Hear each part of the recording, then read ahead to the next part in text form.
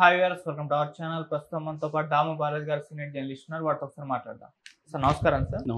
Sir భారతదేశం ఇప్పుడు బంగ్లాతో కూడా యుద్ధం చేసే అవకాశాలు ఉన్నాయని చెప్పేసి చాలా మంది అభిప్రాయాలు అయితే వెలువడిస్తున్నారు సార్. అంటే మనం చూస్తున్నాం, భారత్ పాకిస్తాన్ మధ్య ఉద్రిక్త పరిస్థితులు ఉన్న నేపథ్యంలో పాకిస్తాన్ కు మద్దతు తెలిపిన దేశాలపైన కూడా భారతదేశం జూలు అయితే విధిస్తుంది. ముఖ్యంగా టర్కీని బాయ్కట్ చేసింది. ఇప్పుడు అదే వంతుగా బంగ్లాదేశ్ ని కూడా బాయ్కట్ అయితే చేసే ప్రయత్నం చేస్తుంది. ఆల్రెడీ కొన్ని వస్తువుల్ని బాయ్కట్ చేసిందని, ట్రేడ్ పరంగా దెబ్బతీస్తుందని కూడా చెప్తున్నారు. మరి ఇప్పటివరకు అయితే ఏ వస్తువుల్ని బాయ్కట్ చేసింది, దీన్ని యుద్ధంగా పరిగణించవచ్చు అంటారు సార్?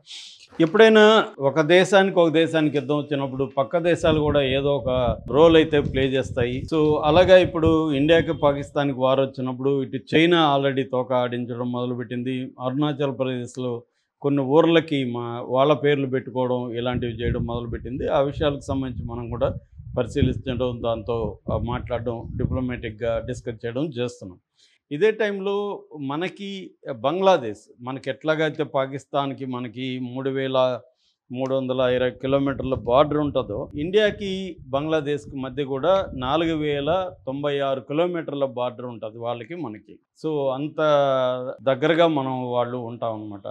సో అందువల్ల ఇప్పుడు బంగ్లాదేశ్ పాకిస్తాన్ ఈ మధ్య ఒకటైనాయి. ఎందుకంటే బంగ్లాదేశ్లో 2024 ఆగస్టు సంక్షోభం అంటారు. ఆగస్టు 5వ తేదీ మనకి ఆమె షేక్ హసీనాని ఆమె పారిపోయి వచ్చేసింది. అక్కడ అల్లర్లలో అధ్యక్ష భవనం మీద కూడా అటాక్ చేశారు.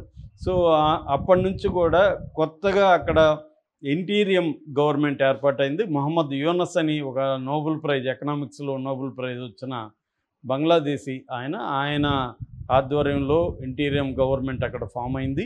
అప్పటి నుంచి కూడా ఇండియాకి బంగ్లాదేశ్ మధ్య అనేక రకాల గొడవలు జరుగుతున్నాయి. ముఖ్యంగా బంగ్లాదేశ్లో ఉండే హిందువులు, బంగ్లాదేశ్ టోటల్ పాపులేషన్లో హిందువుల సంఖ్య దాదాపు 8% ఉంటుంది వాళ్ళ మొత్తం పాపులేషన్లో. అది స్ప్రెడ్ అయి ఉంటుంది అన్ని జిల్లాల్లో. సో ఈ హిందువులు మొదటి నుంచి కూడా అవామీ లీగ్కి సపోర్టర్స్గా ఉన్నారు. ఇప్పుడు ఏమైందంటే అక్కడున్న ప్రజలంతా కూడా అవామీ లీగ్కి వ్యతిరేకంగా ఉద్యమించారు. చాలా అల్లర్లు జరిగాయి, గొడవలు జరిగాయి. ఎందుకంటే అవామీ లీగ్ ముఖ్యంగా రిజర్వేషన్స్, బంగ్లాదేశ్ లిబరేషన్ వార్, మన 1971లో మనం ఆల్రెడీ ఒక స్టోరీ చెప్పుకున్నాం. ఇందిరాగాంధీ సహాయంతో బంగ్లాదేశ్ ఈస్ట్ పాకిస్తాన్గా ఉండి పాకిస్తాన్ నుంచి విడిపోయి బంగ్లాదేశ్గా ఏర్పడింది. సో ఆ ఏర్పడినప్పుడు ఇందిరాగాంధీ తరఫున ఇండియా వాళ్ళకి హెల్ప్ చేయడం, ఇండియన్ పాకిస్తాన్ వార్ జరగడం. ఆ వార్లో పాకిస్తాన్ ఓడిపోయింది. 93,000 మంది సైనికులు సరెండర్ అయిపోయినాడు. అందులో భాగంగా ఇప్పుడు బంగ్లాదేశ్ ఏర్పడింది. అంటే ఈ బంగ్లాదేశ్ ఏర్పాటుకి ఇండియా సహాయపడింది. ఇండియా లేకపోతే బంగ్లాదేశ్ ఏర్పడేదే కాదు. అందువల్ల అప్పటి నుంచి కూడా బంగ్లాదేశ్ ఏ ప్రభుత్వం ఉన్నా ఇండియాతో మంచిగానే ఉంటున్నాయి. ఎందుకంటే ఇండియా వల్ల ఏర్పడింది అని చెప్పి. కానీ తర్వాత ఇప్పుడు వచ్చిన ఈ యూనస్ మాత్రం ఇండియాని ఒక ఎనిమీగానే చూస్తున్నాడు. ఎందుకంటే దానికి ప్రధాన కారణం ఈ అవామీ లీగ్కి ఇండియా సపోర్ట్ చేయడం, ఆమెను షేక్ హసీనాకి ఇండియా అసైలం కల్పించింది, అంటే రాజకీయ ఆశ్రయం కల్పించింది. మన దేశంలో ఆమెను దాచిపెట్టింది. అందుకని ఆమెను మాకు అప్పగించండి అని కూడా అతను డిమాండ్ చేస్తున్నాడు. అట్లాగే అవామీ లీగ్ను కూడా బ్యాన్ చేశాడు. ఈ క్రమంలో ఏమైందంటే కొత్తగా ఈ ప్రభుత్వం ఏర్పడిన కొత్తలో అనేక అల్లర్లు జరిగాయి. ఒక సంస్థ హిందూ, బుద్ధిస్ట్, క్రిస్టియన్ కౌన్సిల్ అని ఉంది, అంటే మైనారిటీల ఫెడరేషన్. ఈ మైనారిటీల ఫెడరేషన్ ప్రకారం ఆ సమయంలో 2010 సంఘటనలు చోటు చేసుకున్నాయి 49 జిల్లాల్లో. మొత్తం 157 హిందువుల ఇళ్లను దోచుకున్నారు లేదా తగలబెట్టారు. తర్వాత 69 హిందూ దేవాలయాలను ధ్వంసం చేశారు. దాంట్లో భాగంగా అఫ్సల్గా 5 మంది చనిపోయారు అనేది లెక్క ఉంది. ఆ తర్వాత ఇస్కాన్ ప్రతినిధి, తర్వాత ప్రముఖ హిందూ నాయకుడు చిన్మయి కృష్ణదాస్ను నవంబర్లో 2024లో ఆయన అరెస్ట్ చేశారు. దానికి ప్రతిస్పందనగా అక్కడ చట్టోగ్రామంలో పెద్ద ఎత్తున అల్లర్లు చెలరేగాయి. హిందువులు, అవామీ లీగ్ నాయకులు తిరగబడ్డారు. అందులో ఒక ముస్లిం లాయర్ చనిపోయాడు. అతన్ని ఇస్కాన్ వాళ్ళు చంపేశారని కూడా ఆరోపణలు వచ్చి మళ్ళీ 20 మందిని అరెస్ట్ చేశారు. అట్లాగే దుర్గా పూజ జరుగుతున్న సందర్భంగా అల్లర్లు చెలరేగినాయి. అట్లాగే చాలామంది క్రిస్టియన్స్ను, బుద్ధిస్టులను కూడా వాళ్ళు చంపారని వార్తలు వచ్చాయి. ఇటీవల లేటెస్ట్గా బాబేష్ చంద్రరామ్ అనే ఒక హిందూ సంఘం నాయకుడిని ఏప్రిల్లో లాస్ట్ మంత్లో చంపారని చెప్తున్నారు. ఇలాగా అక్కడ హిందువుల మీద లేదా మైనార్టీల మీద మెజార్టీ ముస్లిం పార్టీలు, ముస్లిం ప్రజలు తిరుగుబాటు చేయడం, అటాకులు చేయడం అనేది జరుగుతుంది. దీనికి మన ప్రభుత్వం కూడా చాలా ఆందోళన వ్యక్తం చేసింది. మన ప్రభుత్వం తరఫున కూడా అక్కడికి కూడా వెళ్ళి మన నిరసన తెలియజేయడం జరిగింది. దాంట్లో మొహమ్మద్ యూనస్ కూడా హామీ ఇచ్చాడు, మేము అల్లర్లను అరికడతాము అని చెప్పి. ఇప్పుడైతే కొద్దిగా రిలేటివ్లీ ప్రశాంతంగానే ఉందని చెప్పచ్చు. అయితే మనతో ఎప్పుడైతే గొడవలకి రంగం సిద్ధమైందో, బంగ్లాదేశ్ పాకిస్తాన్తో స్నేహం చేసింది.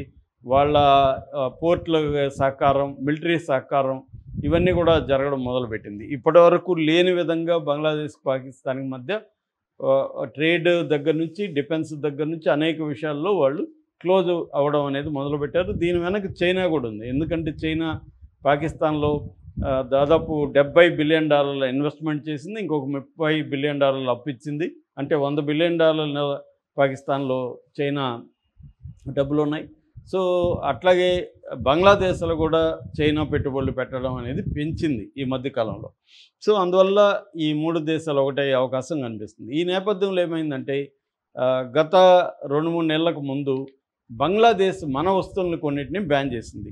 అంటే మన దేశం నుంచి వాళ్ళ దేశంలోకి వెళ్ళే ఎగుమతుల్ని, అంటే మనం ఎగుమతులు అంటాం, వాళ్ళు దిగుమతులు అంటారు, వాటిని బ్యాన్ చేసింది. ముఖ్యంగా యార్న్, దారం, మన కాటన్ యార్న్, తర్వాత రైస్, ఈ రెండింటిని ముఖ్యంగా ల్యాండ్ పోర్ట్స్ నుంచి వెళ్ళే వాటిని బంగ్లాదేశ్ బ్యాన్ చేసింది.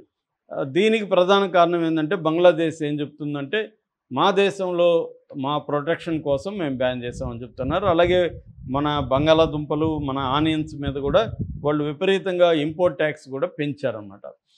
దీనికి ప్రతిగా నిన్న ఇండియాలో ఉండే director general of foreign trade, DGFT అంటారు, ఈ director general of foreign trade ఒక నోటిఫికేషన్ రిలీజ్ చేసింది. ఇందులో భాగంగా మన వస్తువులు కొన్నిటి మీద రిస్ట్రిక్షన్స్ లేదా బ్యాను పెట్టింది. ముఖ్యంగా మన వస్తువుల్లో ఒక రెడీమేడ్ దుస్తులు, తర్వాత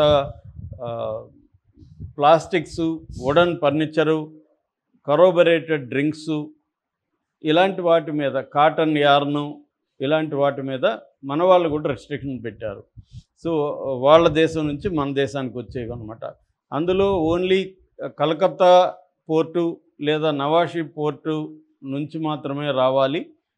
ల్యాండ్ పోర్ట్స్ అంటారు, ల్యాండ్ పోర్ట్స్లో వెస్ట్ బెంగాల్లో పుల్చౌరి, చంగ్రబంధం అట్లాంటి ల్యాండ్ పోర్ట్స్ ఉన్నాయి, అక్కడి నుంచి రావడానికి బ్యాన్ చేశారు. అట్లాగే నార్త్ ఈస్ట్ అంటే మణిపూరు, అస్సాము, త్రిపుర, మిజోరాము, ఈ రాష్ట్రాల్లో అనేక చోట్ల ల్యాండ్ మార్గాల ద్వారా, చెక్ పోస్టుల ద్వారా వస్తాయి, వాటిని కూడా బ్యాన్ చేశారు.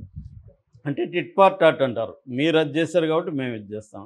అయితే కొన్ని వస్తువులకు మినహాయింపు ఇచ్చింది. అదేంటంటే చేపలు, edible oils, LPG, crushed stones, ఇలాంటి వాటికి ఇండియా మినహాయింపు అయితే ఇచ్చింది. మొత్తంగా 11 ల్యాండ్ బార్డర్ పోస్ట్లో నుంచి వస్తువులు రావడాన్ని ఇండియా బ్యాన్ చేసింది. ఎందుకంటే మనం బంగ్లాదేశ్ ఎదుర్కొంటున్న ప్రధాన సమస్యల్లో ఒకటి ఏముందంటే ఇల్లీగల్ మైగ్రేషన్, అక్కడి నుంచి వచ్చేయడం. ఆ మధ్య సైఫ్ అలీ ఖాన్ని చంపడానికి ట్రై చేసిన వ్యక్తి కూడా బంగ్లాదేశ్ నుంచి ఇలాగ ఇల్లీగల్గా వచ్చిన వ్యక్తి. రెండవది స్మగ్లింగ్, బంగ్లాదేశ్ నుంచి స్మగ్లింగ్ అనేది పెద్ద ఎత్తున మన దేశంలోకి స్మగ్లర్స్ని పంపిస్తున్నారు, అది జరుగుతుంది. మూడవది ఈ నార్త్ ఈస్ట్ రాష్ట్రాల్లో అల్లర్లు సృష్టించడానికి కూడా బంగ్లాదేశ్ సహాయం చేస్తుంది. అంటే ఇన్సర్జెన్స్కి హెల్ప్ చేస్తుంది, తిరుగుబాటుదారులకి హెల్ప్ చేస్తుంది అనేది ఒక ప్రధాన ఆరోపణ. సో అట్లాగే బంగ్లాదేశ్కి మనకు మధ్య తీస్తా రివర్ వాటర్ షేరింగ్ అగ్రిమెంట్ ఉంది. ఎట్లాగైతే పాకిస్తాన్కి మధ్య ఇండస్ వాటర్ ట్రీటీ ఉందో, మనకి బంగ్లాదేశ్కి మధ్య కూడా 2 రకాల వాటర్ ఒప్పందాలు ఉన్నాయి. ఒకటేమో తీస్తా రివర్, రెండవదేమో గ్యాంజెస్, గంగా నదికి సంబంధించిన ఒప్పందాలు. ఇవన్నీ కూడా త్వరలో అయిపోబోతున్నాయి. మళ్ళీ అవి ఎక్స్టెండ్ అవుతాయా లేదా అనే దగ్గర కూడా టెన్షన్ ఉంది. ఎందుకంటే ఆల్రెడీ బంగ్లాదేశ్ కొన్ని కండిషన్లు పెడుతుంది ఇండియా మీద, ఆ కండిషన్లకు ఇండియా ఒప్పుకునే పరిస్థితి లేదు.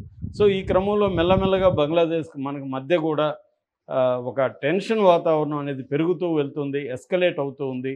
ఇది యుద్ధానికి దారితీస్తుందా లేదా ఇక్కడ వరకే ఉంటుందా? ఎందుకంటే ఇవన్నీ జరుగుతున్నప్పుడు కూడా మన డిప్లొమాట్స్ వాళ్ళ డిప్లొమాట్స్ మాట్లాడుకుంటున్నారు.